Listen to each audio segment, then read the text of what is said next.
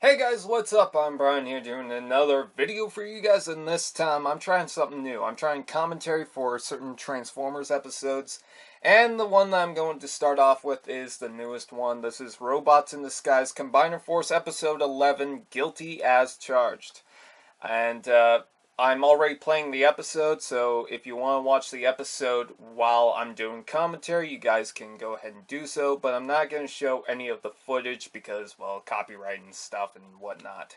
So, again, when this video starts, that's when I start playing the episode. So, anyways, it seems like there is something in the junkyard, and nobody can find out what it is. It's there and it's not there. It's a mystery, and they have to get Scooby-Doo and Fred and Barney. I don't know the rest of them. I don't know, Velma? I think there's a Velma in there. Something. I don't know. This commentary might be either annoying, funny, or just random. I'm probably going to go off topic a couple of times, so prepare for that. Anyways. Cloaking device? Strong arm, are you the smart one of the group? Oh, look at that, it's Nitra, a character that I actually find pretty annoying. I don't know, there's just something about the voice, and no disrespect to the voice actress whatsoever. I don't know, it's just something about the voice just doesn't work for me. And it could be me, because there's a couple of characters in Robots in Disguise that I normally wouldn't care about, or just wouldn't be a problem, and they just kind of are a problem. I can brush most of it off, like Sideswipe I don't really care for, and at least in the show. Strong Arm and Nitra are the two main characters for this episode, so this is going to be my favorite! Oh, notice the Autobot logo has been scratched out. I wonder if that is playing on something that will happen to later events that is predictable not. Except it is. I totally predicted everything that would happen, and anyways, I'm not going to really spoil everything if this is the first time you're watching it, which you're watching it with my commentary for the first time. Why? That is if that's the case. I will give Nitra credit. I do like the coloring, especially in the truck. It's just a very predictable character in this arc, in the story arc. I don't know, the voice just isn't doing it for me. But then again, my voice isn't good. I will give them credit, though. If they make a toy, I would definitely buy it. But that's mainly because I like the purple color in it. I don't know, just something about it impresses me, and the light blue and the black just really works. So, while I'm not a big fan of the character, I hope they make a toy out of it. And they could easily do so. Because, well, she's a repaint of Strong Arm, and I think I see a bit of Ratchet. But I think there's some Robots in Disguise characters that share same molds in the show that they haven't done toys of. I think it would be a little too much for them to do repaints of every single character in the show. So. And finally, we get to see her in the truck mode. Again, I really like the look of the truck mode. Just the coloring is, oh, it's so nice. I love that. If they make the toy just like that, oh, I would love it. Or maybe a customizer will do it. And here's, I believe, Haikyuu. I can't remember. I'm not a big fan of the Activator Minicon power thing figures or whatever. The closest thing I have to that is the deployers, so I can't really say for sure. If you guys haven't noticed, I'm a Transformers fan. So, anyways, here's the backstory. Yay for backstory. That totally hammers in what's going to happen later on. I do like the statues. I do love how they give Megatron a statue, and it's the Unicron version of Megatron. I think that's pretty cool.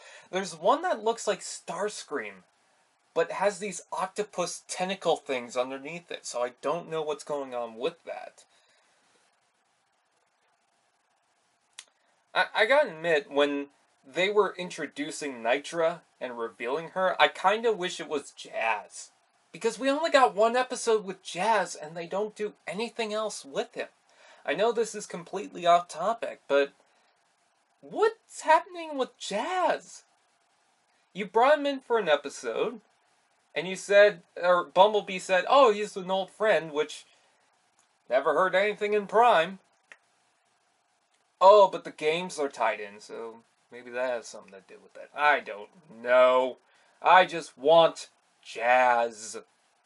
Bring him back. I believe he was actually going to be in Prime, but never made it. I know I'm talking over the plot, but I just don't care about the plot because it's so damn predictable. And here's another thing. Wouldn't it be cool if this general guy was actually Wheeljack? Wouldn't that be awesome to see?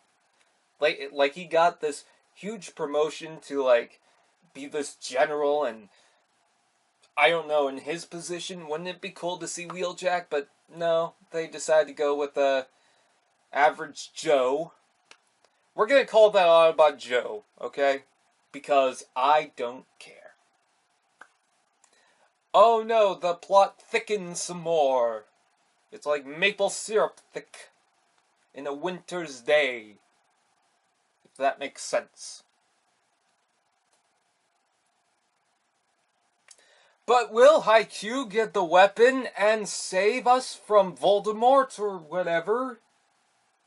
Lord of the Rings? We'll have to wait and see.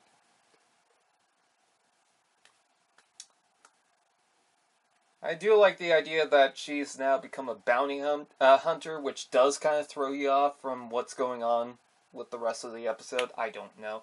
I actually caught the last 12 minutes of this episode. I didn't watch the beginning of it the first time. So, I mean, watching back at this, I do know more so what's going to happen later than the beginning, but I still imagine if I watched the whole thing through without knowing anything, I'd still predict what would be going on. And there's one main thing that really throws it off. And she already name dropped him, Blastwave. I'll talk about that later on, but I don't know. It kind of pisses me off, but we'll have to wait and see. Or I'll tell you later. And my headphones just popped out. Okay. God, I just love the coloring on that character. I don't know, there's just something about it.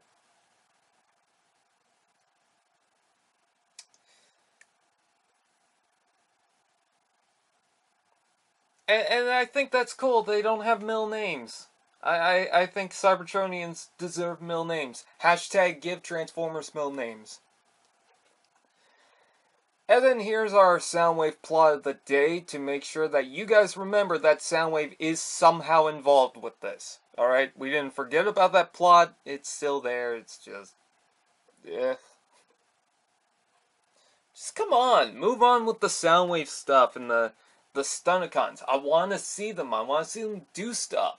Stop moving on to, like, all these other random characters. It's called Combiner Force. Show Combiners. Or at least Soundwave. I know he's not a Combiner, but come on.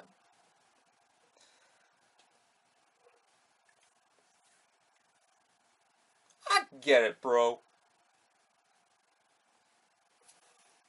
Oh, Bumblebee. Bumblebee's pissed. He's being stern with that Will Friedle voice. Very intimidating. Especially with the name Bumblebee. And here we go, our major problem, but also kind of cool thing going on, and that is Blastwave.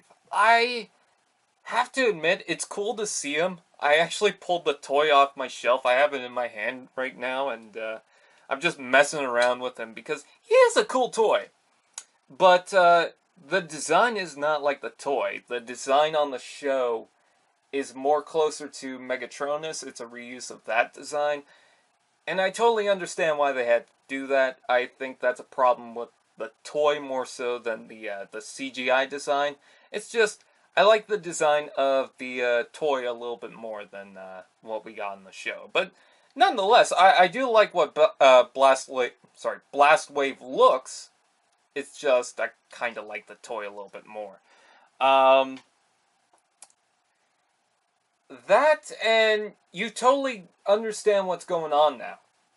Like, there's no plot twist. We all know that Blastwave is an Autobot, so there's no surprise to it.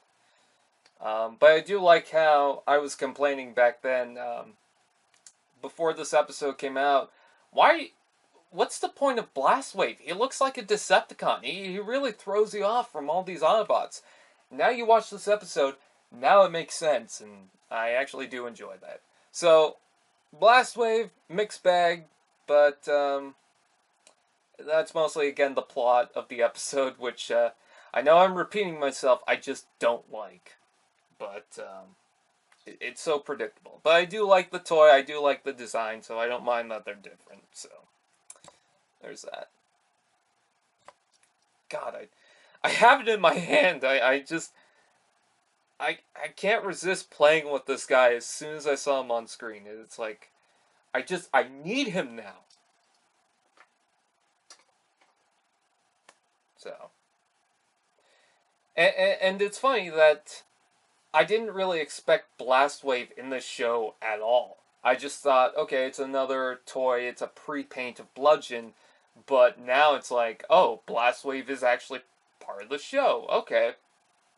And I know someone's going to argue, well, they made a toy out of it. Obviously, sorry. Obviously, they're going to put it in the show, because I've heard that argument before. But if you look back at past Transformers and whatnot, there's a lot of toys that don't end up in the movies or shows. Like, let's say, for example, on Age of Extinction, there was a Hotshot figure. It was a repaint of Crosshairs that never got into the movie. It was just made as a toy.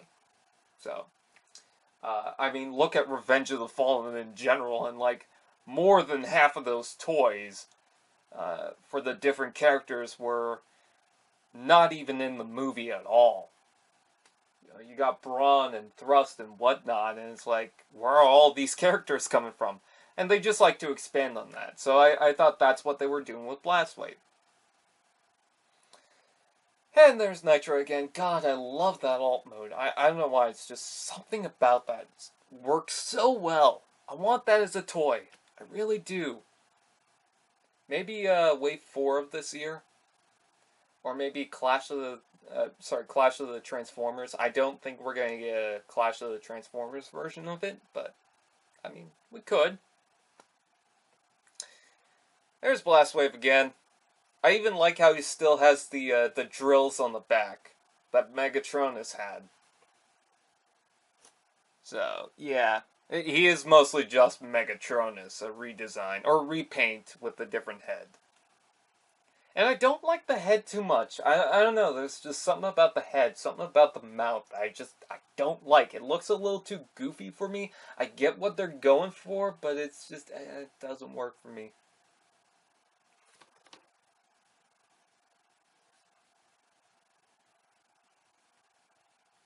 Fix it to the rescue! Fisket? Fisket? I want to get another Fix-It figure to call him Fisket. I don't know why, that's... Something about that is hilarious. And then Bumblebee stealing from Windblade. I want to see Windblade come back to the show. Apparently she is with a different voice actor, but I want to see Windblade come back and get so pissed off at Bumblebee. Oh yeah, the commentary's not really for kids, so I just want to point that out. I know I just swore. I'll try to keep it at a minimum, but no promises for future commentaries. I do like the fact that Grimlock has these electro knuckle braces things. I just find that hilarious. I think that's the perfect weapon for him. Don't give him a gun. Give him something that will help him punch stuff. Guess what? They gave him something that will help him punch stuff. Thank God. I also love the fact that Drift just throws away the sword and then sideswipes the first one to take it.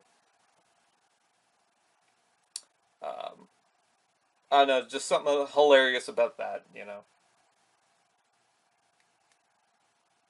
That just tells you about the characters. Or something. I don't know. What am I talking about? I don't know. I should focus on the episode. And then here's where the plot twist comes into play. Is Blastwave is the actual Autobot? My God, what's going on?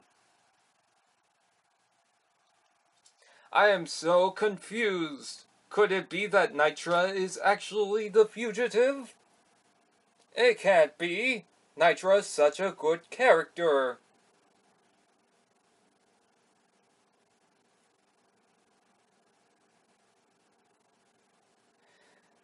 And I also love the fact that they drop past events with Bumblebee losing his voice. There was someone that was arguing with me that the Transformers Prime series and Robots in Disguise wasn't connected. And I made a comparison with something on the movies that was part of a kind of a side conversation. It wasn't really a part of Robots in Disguise is connected to Prime. Yet somehow both conversations are completely irrelevant because I mentioned the movies. You still think that Prime and Robots in Disguise isn't connected? Okay. Dumbass. Oh, I'm sorry, I'm missing the plot. What's going on? Is Nitra the bad one? How did I predict that? I still predicted it from like halfway through the episode. It wasn't really shown at this point that Blastwave was actually the good guy and Nitra was the bad guy. I still knew. I do love that grin to Bumblebee. He's like, nope, nope, nope, we'll deal with this later.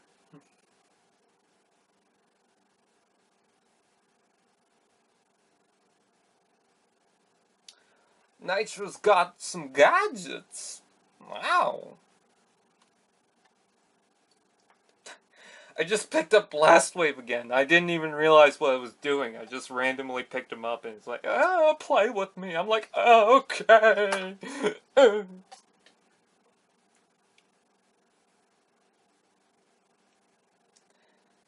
still want this toy. I don't know, just something about it. I love the colors on it. The character is mostly annoying to me. I don't know why. It's just something about it. I should probably stop repeating myself. Oh, and this will work. Putting a sword into a gun. Yeah, that'll work. Then again, on my fracture figure, it's got the peg hole on the front of the gun. And sometimes they'll attach like Quillfire's spike or Sideswipe sword to that. So, am I any better? I don't know. And here's another problem that I have, is like, I'm sure that they could survive the fall. According to Transformers Prime, the game, they fell to Earth, and they survived. So, I don't know. Just kind of don't understand that plot. And the unfortunate part about that game is it kind of makes them feel like, well, what's going to destroy them? You know? I don't know. That's another side thing. I don't know why I'm going off topic on this. I'm just...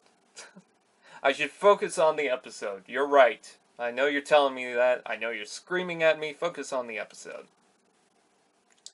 And the day was saved by Grimlock, which, by the way, why would they put the airlock button on the other side of the other door? And why is that, like, the only one of two buttons?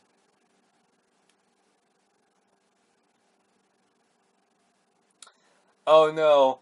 You know what this means? If they make a toy, I have to buy like 18 of them. Oh God.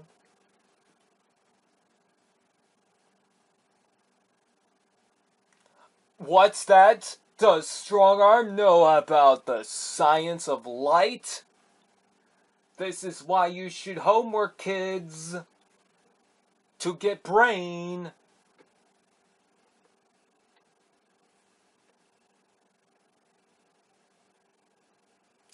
Oh, Nitra, you were the good guy. Oh, okay. No.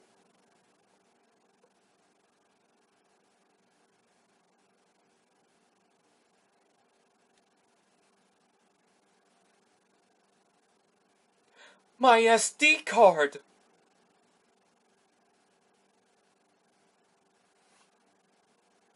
Oh, that was the badge from earlier. Okay, I didn't really get the connection on that right away.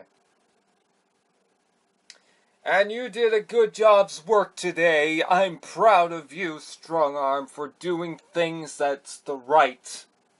And right is the freedom of justice and all. Till all are fine. Adequate.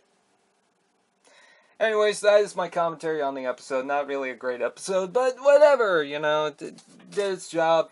I'm glad that I got to see Blastwave. I could say that. But as far as the main majority of the plot, I didn't really care for it. That's probably the main reason why I was so off topic on this episode. Anyways, with that said, I hope you guys enjoyed. Please like, comment, share, subscribe, and all those fun doodads. If you like the commentary, let me know. I might do more. And who knows, maybe I'll bring a couple of other people in. We'll have to wait and see. Anyways, with that said, I thank you guys for watching, and I'll see you guys next time.